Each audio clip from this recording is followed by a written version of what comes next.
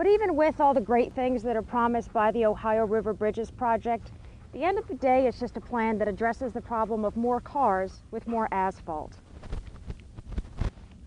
It retains a giant concrete barrier through our city.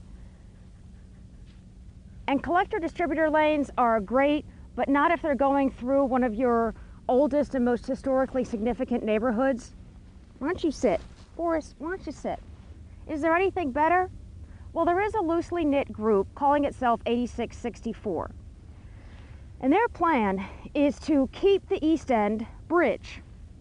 Traffic coming in from the east on 64 would take a sharp right north, and that would proceed north towards Prospect Utica, cross the river, and then up and over back to I-65.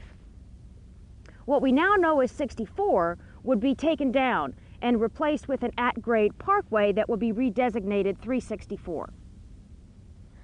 I imagine something like Lakeshore Drive in Chicago, which, though quite trafficy at times, is spectacular and does hold a ton of traffic. Boris, what are you doing? It's just that Lakeshore Drive doesn't have to merge three interstates on top of one another. And not to be too cruel, but the 8664 plan, it's kind of just a PowerPoint presentation and a web page. There aren't any traffic studies because no one wants to pay for them.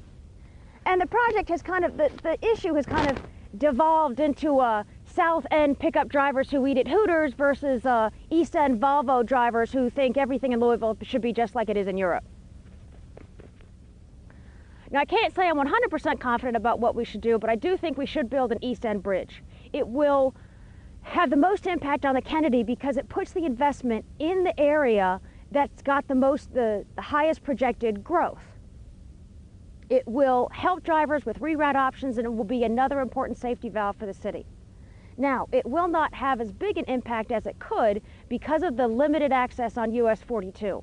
All of the heavily populated areas along 42 from Indian Hills to Oldham County won't be able to access the bridge. They'll have to get on 71 and then 265. As for downtown, I'm probably a little less confident. This is a plan circa 1950 where you just build more asphalt. But you have to weigh everything. And the Bridges project will be big and ugly, but it will function. 8664 will probably be pretty. It will be half the price. It may or may not function. The key thing is that the community has to get together and decide what it wants to do. It has to generate some political will, some unification. Otherwise, I mean, if the Bridges project is not built, do you think the government is not going to spend the money? Do you think the government's going to give back our money?